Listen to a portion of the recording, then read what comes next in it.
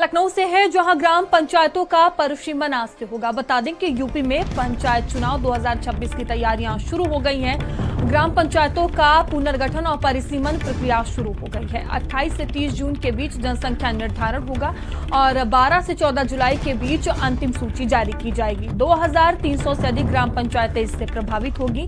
परिसीमन के कारण कई ग्राम पंचायतें हटेंगी। परिसीमन से कई ग्राम पंचायतें नगर क्षेत्र में शामिल होंगी।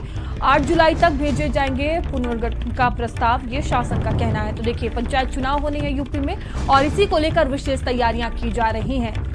आज से परिसीमन की जो प्रक्रिया है वो शुरू हो गई है, जिसको लेकर तैयारियां भी कर ली गई हैं। ग्राम पंचायत का चुनाव होना है और परिसीमन आज से शुरू कर दिया गया। यूपी में पंचायत चुनाव 2026 की तैयारियां जोरों शोरों से की जा रही है। ग्राम पंचायतों का पुनर्गठन और परिसीमन प्रक्रिया शुरू हो चुकी है। 28 से 30 जून के बीच जनसंख्या निर्धारण होगी और 12 से 14 जुलाई के बीच अंतिम जो सूची है वो जारी की जाएगी। और संदीप हमारे साथ जुड़ चुके हैं। संदीप, पंचायत चुनाव होना है और ग्राम पंचायतों का परिसीमन जो है वो आज से शुरू हो रहा है। क्या कुछ तैयारियां की जा रही हैं?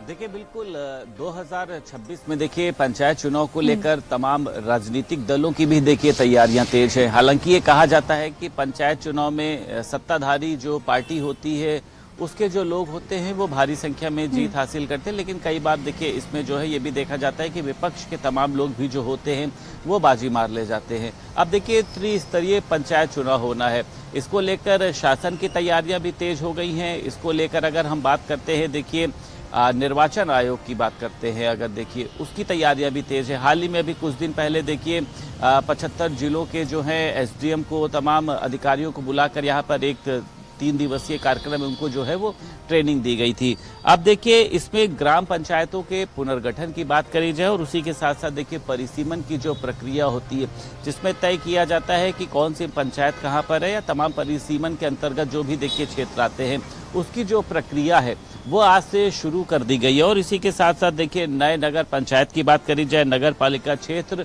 और जनसंख्या बदलाव के आधार पर 2300 से जो अधिक देखिए ग्राम पंचायत है वो प्रभावित होंगी। कई बार ये देखिए देखा जाता है कि कई ग्राम पंचायतों को मिलाकर एक कर दिया जाता है। हालांकि ये भी होता है कि कई बार इन चीज़ों को देखिए अलग भी किया जाता है, संख्या बढ़ती है, लेकिन इस बार लगभग 230 जो ग्राम पंचायत है देखिए वो जो है वो प्रभावित होगी।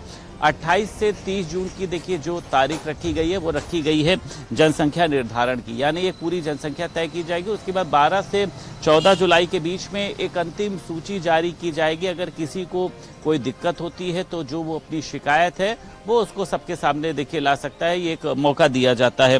परिसीमन के कारण देखिए जैसा मैंने कहा कि कई ग्राम पंचायत जो हैं वो हटाई जा सकती है और नगर क्षेत्र में शामिल होती है। तो इसका फायदा एक ये भी होता है कि जो विभाग से जुड़ी हुई योजनाएं होती हैं, वो चाहे सड़कों को लेकर हो, पानी को लेकर हो, बिजली को लेकर हो, तो उसका फायदा भी जो होता है वो वहां पे रहने वाले लोगों को मिलता है जब वो नगर क्षेत्र में देखिए जोड़ दी जाती है।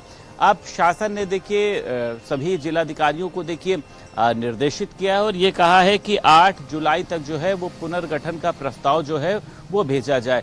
यानी इसके बाद देखिए तमाम राजनीतिक पार्टियां भी जो है वो भी अपनी अंदर जोरों शोरों से तैयारियां करेंगी और जब देखिए इसकी तिथियां जो है वो सामने आ जाएंगी तब राजनीतिक पार्टियां, मुझे लगता है कि अंदरूनी तौर पर जो उन्होंने तैयारियां की हैं उसको ग्राउंड लेवल पर लाने का जो है वो काम करेगी। तो पंचायत चुनाव देखिए सभी राजनीतिक पार्टियों के लिए महत्वपूर्ण होता है, क्योंकि देखिए 2027 में विधानसभा चुनाव होना है। तो इसके माध्यम से भी देखिए चीज़ें तय होती है कि पार्टी की जो योजनाएं हैं क्या वो ग्रामीण क्षेत्रों में लोगों तक पहुंची है, क्योंकि ग्रामीण क्षेत्रों में देखिए योजनाएं पहुंचती हैं तभी उस पार्टी का वो चाहे जिला पंचायत हो, चाहे तमाम अन्य जो भी देखिए महत्वपूर्ण पद होते हैं उस पर उनकी पार्टी के लोग या फिर उससे रिलेट लोग जो है वो जीत हासिल करते हैं। तो सभी पार्टियां देखिए अंदरूनी तौर पर जो है वो ऐसे लोगों को सपोर्ट भी करती हैं और उसी के साथ साथ ये भी कहती है कि आप जो भी जिस भी पार्टी को आप समर्थन करते हैं उससे जुड़ी हुई योजनाओं को लोगों के बीच में प्रचारित। बिल्कुल संदीप, देखिए किस तरह से इसे समझा जाए, जिस तरह से परिसीमन की जो प्रक्रिया है वो आज से शुरू हो रही है,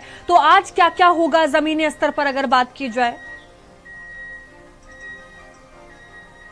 देखिए, जो भी पंचायत होती हैं वहां पर संख्या के हिसाब से देखा जाता है कि क्या उसको किसी दूसरी पंचायत में शामिल करना है। संख्याओं के आधार पर, क्षेत्र के आधार पर जो है वो परिसीमन किया जाता है।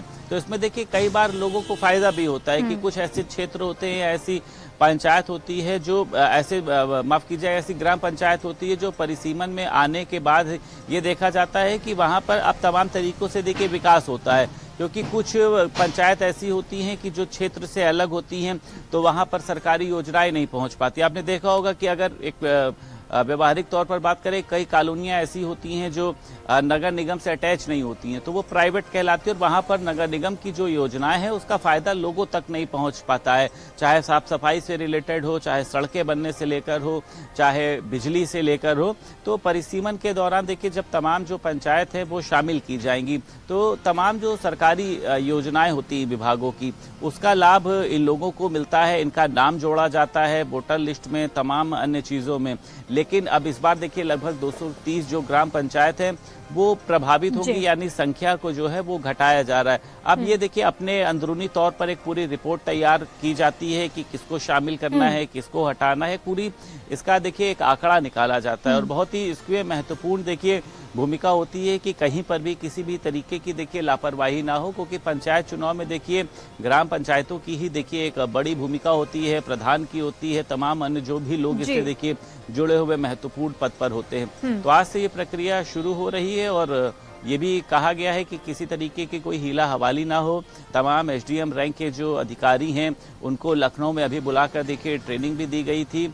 तो मुझे लगता है कि महत्वपूर्ण तरीके से इसकी तैयारियां की जा रही हैं और आने वाले समय में जब तिथियां घोषित होंगी तो उसके बाद तमाम राजनीतिक पार्टियां जो हैं वो अपनी अपनी तैयारियों में लगेंगी। जी संदीप, बहुत धन्यवाद आपका जानकारियों के लिए। इसी बीच लखनऊ से बड़ी खबर सामने आ रही है, जहां बिजली निजीकरण आंदोलन से जुड़ी एक खबर है। आंदोलन से जुड़े 2 अभियंताओं पर मुकदमा दर्ज हुआ है। विजिलेंस जांच में आय से अधिक संपत्ति का ये पूरा मामला है। भ्रष्टाचार निवारण अधिनियम की धाराओं में एफआईआर दर्ज हुआ है। अभियंताओं ने आंदोलन में भूमिका निभाई थी। अभियंता ललित सिंह और एक अन्य पर केस दर्ज हुआ है। 66 लाख से अधिक संपत्ति और 75 लाख से ज्यादा की खरीद बिजली है। बता दें कि बिजली अभियंताओं ने सरकार से मांग की, पावर कॉर्पोरेशन अध्यक्ष की समितियों की जांच की मांग की गई है। महासंघ का ऐलान, बिना पक्ष सुने सुनवाई नहीं मान्य होगी। और अजहर हमारे साथ जुड़ चुके हैं। अजहर, क्या जानकारी है इसको लेकर? बिल्कुल, देखिए जिस तरीके से शासन के निर्देश पर विजिलेंस ने बिजली विभाग के 2 अभियंताओं के खिलाफ आय से अधिक संपत्ति अर्जित करने के मामले में मुकदमा दर्ज किया है और इसके अलावा देखिए 5 अन्य के खिलाफ जल्द रिपोर्ट दर्ज होने की आशंका जो है वो जताई जा रही है। और इसके अलावा देखिए 11 अभियंता ऐसे हैं जो रडार पर हैं। दरअसल अभियंताओं ने विजिलेंस कार्रवाई को निजीकरण विरोध से जोड़ा है और उन्होंने पावर कॉर्पोरेशन के अध्यक्ष जो है डॉक्टर आशीष कुमार गोयल, इनकी भी संपत्तियों की जांच कराने की मांग की है। देखिए दरअसल मार्च 2023 में हड़ताल के बाद 1.5 दर्जन अभियंताओं और आंदोलन से जुड़े कार्मिकों के खिलाफ विजिलेंस जांच की कार्रवाई जो है वो उसकी सूची बनी थी, जिसके बाद शासन ने 16 अगस्त 2023 को ठाकुरगंज वितरण खंड में सहायक अभियंता जितेंद्र सिंह गुर्जर की संपत्तियों की विजिलेंस जांच के आदेश दिए थे और जिसमें ये पता चला था कि उन्होंने सभी वैध स्रोतों से लगभग 66 लाख रुपए अर्जित किए हैं। वही संपत्ति खरीदने और भरण पोषण में 75,88,000 रुपए जो है वो खर्च किए हैं। उन्होंने आय से लगभग 12 लाख रुपए ज्यादा खर्च किए थे, जिसमें संतोषजनक जवाब नहीं देने के कारण विजिलेंस ने शासन से मुकदमा दर्ज करने की अनुमति मांगी थी और शासन से अनुमति मिलने के बाद ये मुकदमा जो है वो लिखा गया। विजिलेंस इस पूरे मामले की जो है वो जांच करेगी। जी, बहुत धन्यवाद आपका जानकारियों के लिए। और खबर आगरा से है, जहां 40 वर्षीय व्यक्ति का शव यमुना नदी के किनारे मिला है। हत्या कर शव फेंके जाने की आशंका जताई जा रही है। हत्या और आत्महत्या दोनों एंगल से पुलिस जांच पड़ताल कर रही है। अहमदाबाद निवासी भावेश जोशी के रूप में पहचान की गई है। थाना एतमदौला यमुना ब्रिज के पास का ये पूरा मामला बताया जा रहा है। तो शव की पहचान कर ली गई है। अब पुलिस हत्या और आत्महत्या दोनों एंगल से इस मामले में जांच पड़ताल कर रही है।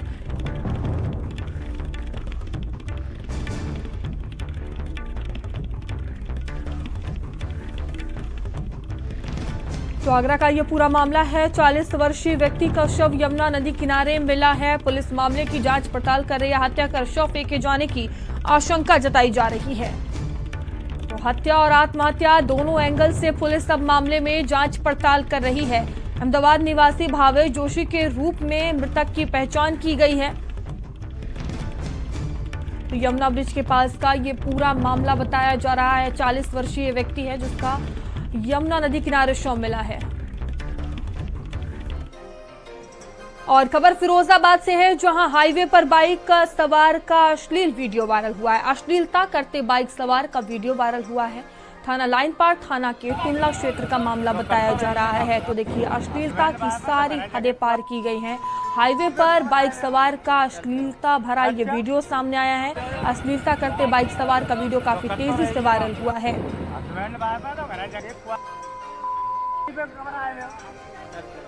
अच्छा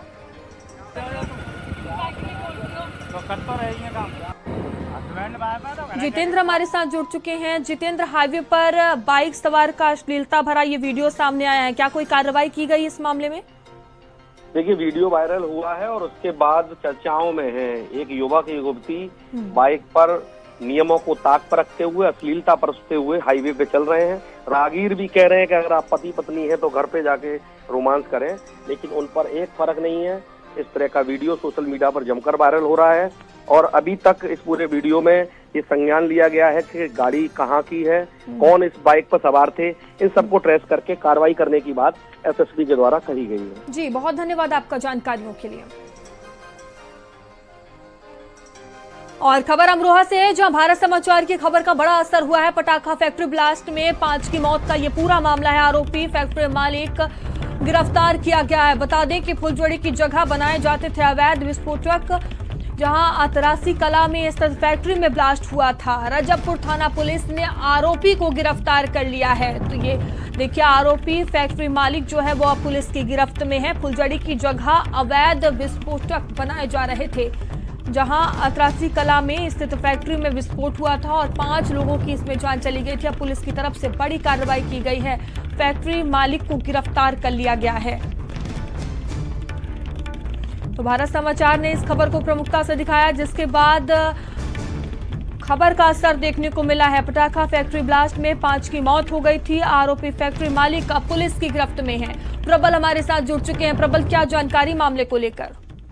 देखिए, रजबपुर थाना क्षेत्र के अतरासी कला में स्थित पटाखा फैक्ट्री में 16 जून को एक ब्लास्ट हो गया था, जिसमें 5 महिलाओं की दर्दनाक मौत हो गई थी। पुलिस ने इस मामले में जो फैक्ट्री संचालक था सैफुर रहमान, उस पर रिपोर्ट दर्ज की थी, लेकिन केवल रिपोर्ट दर्ज करने तक ही पुलिस की कार्रवाई रह गई थी। 10 दिन बाद भारत समाचार ने अभी कल खबर चलाई थी कि आरोपी को गिरफ्तार नहीं किया गया और ना ही इसका लाइसेंस निलंबित किया गया, क्योंकि इतना बड़ा मामला था। 5 महिलाओं की मौत थी, परिजनों को न्याय नहीं मिल पा रहा था, जिसके बाद भारत समाचार ने प्रमुखता से खबर चलाई थी और जिसका नतीजा यह है कि पुलिस ने इसका संज्ञान लेते हुए जो आरोपी फैक्ट्री संचालक था सैफुर रहमान, इसको गिरफ्तार कर लिया और उसको जेल भेज दिया गया। साथ ही डीएम ने भी जो फैक्ट्री का लाइसेंस था उसको निलंबित किया है। जी, बहुत धन्यवाद आपका जानकारियों के लिए। खबर फर्रुखाबाद से है, जहां संदिग्ध परिस्थिति में महिला की मौत हो गई। मायके वालों ने हत्या का आरोप लगाया। पति पर गला दबाकर हत्या करने का आरोप है। ससुरालजनों ने करंट लगने से मौत की सूचना दी। पुलिस ने पहुंचकर जांच पड़ताल शुरू की है। थाना कमालगंज क्षेत्र के कोनी नगला का ये पूरा मामला बताया जा रहा है। मायके वालों ने हत्या करने का आरोप लगाया है। तो पति पर गला दबाकर हत्या करने का आरोप मायके वालों ने लगाया है। पुलिस मौके पर पहुंची है, जांच पड़ताल कर रही है। ससुरालीजनों ने करंट लगने से मौत की बात कही और पुलिस को सूचना दी गई। फिलहाल पुलिस पहुंची हुई है और हर एक बिंदुओं पर अब जांच पड़ताल की जा रही है। लखनऊ में पुरानी रंजिश में युवक की चाकू मारकर हत्या कर दी गई। मृतक रायबरेली निवासी था। बता दें कि खाली घर में लाश मिली है। रायबरेली के निवासी 2 लोगों पर हत्या का शक है। सूचना पर पुलिस पहुंची है, छानबीन की जा रही है। राजधानी के मदेगंज थाना क्षेत्र का मामला है। खबर लखनऊ से है, जहां पीजीआई में दलालों का गिरोह सक्रिय है। मरीजों को ठगने वाले 6 युवक गिरफ्तार किए गए हैं। अस्पताल के मुख्य गेट पर दलाली करते थे और इसी मामले में गिरफ्तारी हुई है। बता दें कि मरीजों को ठगने का काम ये सब किया करते थे।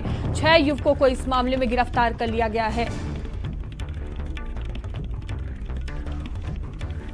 तो अस्पताल के मुख्य गेट पर दलाली किया करते थे। पीजीआई में दलालों का गिरोह सक्रिय है और इसी मामले में गिरफ्तारी की गई है। लखनऊ से खबर आपको बता रहे हैं, मरीजों को ठगने वाले 6 युवक का पुलिस गिरफ्त में है।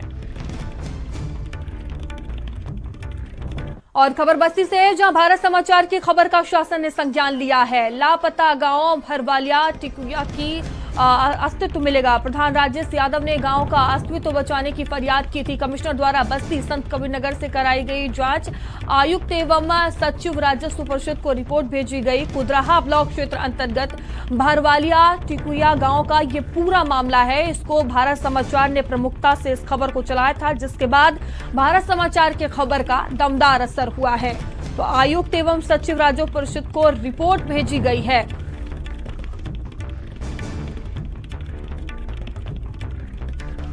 भारत समाचार की खबर का शासन ने खुद संज्ञान लिया है। बस्ती से खबर आपको बता रहे हैं, लापता गांव भरवालिया टिकुया को अस्तित्व मिलेगा। अनूप हमारे साथ जुड़ चुके हैं। अनूप, क्या जानकारी? जी बिल्कुल बताना चाहूंगा कि लगातार भारत समाचार की मुहिम ये लगातार जारी थी और देखा गया कि 27/5 को अभी पिछले माह में भारत समाचार ने इस खबर को प्रमुखता से चलाया था, जिसके बाद शासन से इसका संज्ञान लिया गया। शासन इसको संज्ञान में लाया और यहाँ से आयुक्त से एक रिपोर्ट तलब की। बहरहाल आपको बता दें, आयुक्त द्वारा बस्ती और संत कबीर नगर जिले के दोनों जिला अधिकारियों से इस मामले की जांच कराई और जांच के बाद शासन को एक उत्तर प्रदेश आयुक्त एवं सचिव विकास परिषद को एक रिपोर्ट सौंपी है, जिसमें ये दर्शाया गया है कि इस गांव का समायोजन बस्ती में किया जाना न्याय संगत होगा। आपको बता दें कि लगभग 1000 की आबादी वहां पे है और सैकड़ों घर होंगे कि जिनको आज तक सरकारी योजनाओं का कोई भी लाभ नहीं मिला। देश आजाद हुआ लेकिन आज तक इनको किसी भी प्रकार की विकास योजनाओं का लाभ नहीं मिला। जब यहाँ से प्रधान हुए राजेश यादव, तो उनके द्वारा लगातार भारत समाचार से अपील की गई, ग्राउंड जीरो पे लेके गए। जहाँ का अस्तित्व देखने के बाद यह समझ में आया कि कहीं ना कहीं प्रतिमन के दौरान ये गाँव जो है पूरी तरीके से छूट गया था, जिसके चलते आज भी गांव के लोगों का जो भविष्य है वो अधर में है। देखा गया कि कई ऐसी शिकायतें भी आई कि जो सरकारी नौकरी के लिए आवेदन किए और 2 जगह से सर्टिफिकेट जारी होने के कारण उनको नौकरी में नहीं लिया गया, उनके सर्टिफिकेट को फर्जी बता दिया गया, जिससे लोग काफी हद तक आहत थे। जी बहुत धन्यवाद आपको जानकारियों के लिए।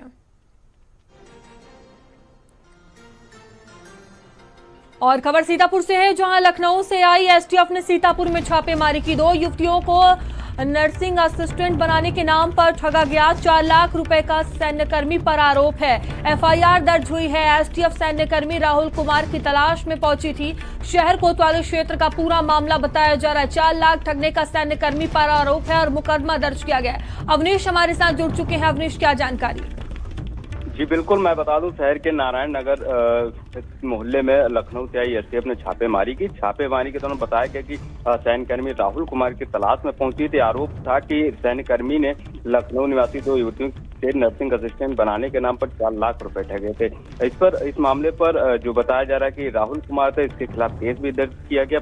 मामले में मिली जानकारी के अनुसार राहुल सेना की वर्दी में लखनऊ में प्रतियोगी परीक्षाओं की तैयारी कर रही थी, युवतियों से मिला था। इसमें एक युवती जो थी वो अलीगढ़ की रहने वाली थी और दूसरी जो युवती थी वो मुजफ्फरनगर की रहने वाली थी। आरोपी ने असिस्टेंट बनवाने का झांसा देकर एक युवती से 1.5 लाख रुपए और दूसरी युवती से लगभग 2,55,55 रुपए लिए। आरोप है कि जब ये एसटीएफ जो है पहुंची छापेमारी, जिसके बाद बताया जा रहा है कि नियुक्ति पत्र देने के लिए लखनऊ बुलाया गया था, लेकिन जैसे युवती लखनऊ पहुंचती है तो उनसे कहा जाता है कि आप सीतापुर वापस आ जाइए, हम सीतापुर में आपको ज्वाइनिंग लेटर दे रहे हैं।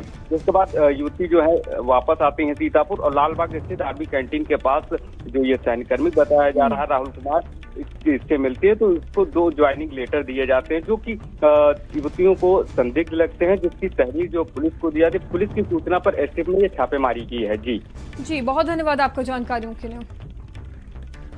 वहीं सहारनपुर में भाजपा महिला मोर्चा की महानगर मंत्री रही कोमल गुर्जर को पार्टी ने अनुशासनहीनता के आरोप में संगठन से निष्कासित कर दिया है। कोमल गुर्जर पर आरोप है कि उन्होंने सोशल मीडिया पर पार्टी के वरिष्ठ जनप्रतिनिधि और गंगोह विधायक किरण सिंह के विरुद्ध आपत्तिजनक और आलोचनात्मक टिप्पणियां की थी। भाजपा के महानगर संगठन ने मामले को गंभीरता से लेते हुए जांच की और इससे पार्टी की अनुशासनात्मक मर्यादाओं का उल्लंघन माना, जिसके बाद कोमल गुर्जर को तत्काल प्रभाव से संगठन से निष्कासित कर दिया गया।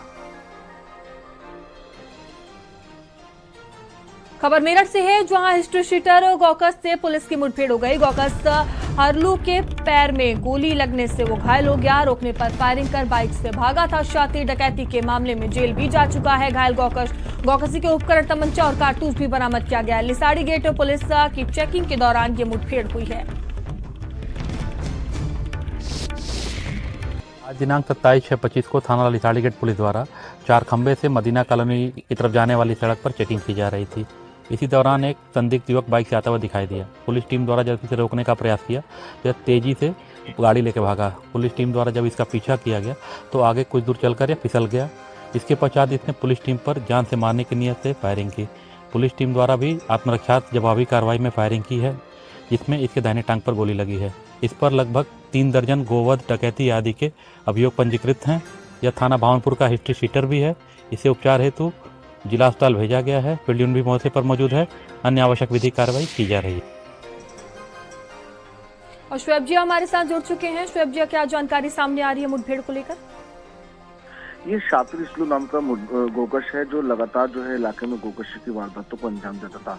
ये भावनपुर थाना का शीटर भी है। पुलिस को उसकी लंबे समय से तलाश थी। देर रात जब लिसाड़ी गेट पुलिस चेकिंग कर रही थी तो इसी दौरान उन्होंने एक संदिग्ध व्यक्ति होने के लिए उसको रोकना चाहा, लेकिन ये रुका नहीं और अपनी बाइक लेकर भागने लगा और उसके बाद पुलिस पार्टी पे फायरिंग की। जिसके बाद जो पुलिस की जवाबी कार्रवाई थी, जो उसमें उसके पैर में गोली लगी और घायल होकर गिर गया। जब पुलिस पास पहुंची, पुलिस ने उसकी शिनाख्त की, नाम पूछा, तब पता लगा कि वही इसलू है जिसने पर जो है करीब 3 दर्जन से अधिक मुकदमे दर्ज हैं। ये डकैती, गोकशी और कई अन्य मामले इसके ऊपर दर्ज हैं। ये डकैती के मामले में जेल भी जा चुका है। तो पुलिस ने इसको गिरफ्तार करते हुए उसको अस्पताल में भर्ती कराया गया है। इससे भारी मात्रा में जो है वो गोकशी के जो उपकरण होते हैं, पशु काटने वाले औजार, वो बरामद हुए, तमंचा, कारतूस बरामद हुआ है। पुलिस का कहना है कहीं न कहीं इसकी गिरफ्तारी के बाद जो लगातार आसपास के देहात के इलाकों में जो गोकशी की वारदातें हुई थी, कहीं न कहीं उन पर अब लगाम लगेगी। जी, बहुत धन्यवाद आपका जानकारियों के लिए। वहीं वाराणसी में चेकिंग के दौरान पुलिस और बदमाशों के बीच मुठभेड़ हो गई। जवाबी कार्रवाई में एक बदमाश घायल हो गया, दूसरा गिरफ्तार हुआ है। घायल बदमाश को पुलिस ने अस्पताल पहुंचाया। बदमाश के पास एक तमंचा बरामद हुआ है। लालपुर, पांडेपुर और कैंट थाने पुलिस के बीच ये मुठभेड़ हुई है। घायल बदमाश को पुलिस ने अस्पताल पहुंचाया है, जहां बदमाश का इलाज चल रहा है। बदमाश के पास एक तमंचा भी बरामद किया गया है। तो लालपुर और पांडेपुर और कैंट थाने पुलिस की कार्रवाई देखने को मिली है। चेकिंग के दौरान पुलिस और बदमाश के बीच मुठभेड़ हुई है।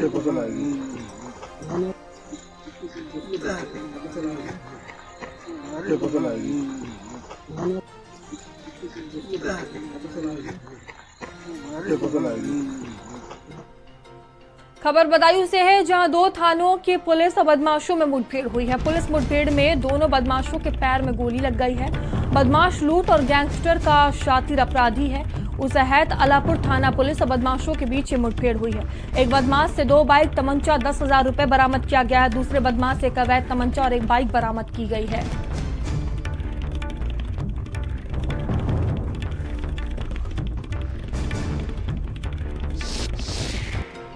एक मोटरसाइकिल ग्राम बीहट की तरफ से आती दिखी, जिसमें इस मोटरसाइकिल सवार व्यक्ति को रोकने का इस प्रयास किया गया। जब टॉर्च का इशारा किया गया तो अचानक इस व्यक्ति ने अपनी गाड़ी अटेना के जंगलों की तरफ तेजी से मोड़ दी, जहां बंदा से करीब 5 मीटर दूर जाकर इसकी मोटरसाइकिल रेत पर फिसल गई। इसी दौरान इसने पुलिस पार्टी पर जान से मारने की नीयत से फायर कर दिया। आत्मरक्षार्थ पुलिस को भी जवाबी फायरिंग करनी पड़ी, जिसमें इस अभियुक्त के घुटने के नीचे गोली लगी है। और खबर फर्रुखाबाद से है, जहां युवक की अज्ञात वाहन की टक्कर से मौत हो गई। युवक रोड पार कर शौच के लिए जा रहा था। गंगवा ढाबा पर काम करता था युवक शाहजहांपुर के जलालाबाद का निवासी था। सूचना पर ढाबा मालिक और पुलिस मौके पर पहुंची। कायमगंज के सियाराम पेट्रोल पंप बाईपास के पास की घटना है।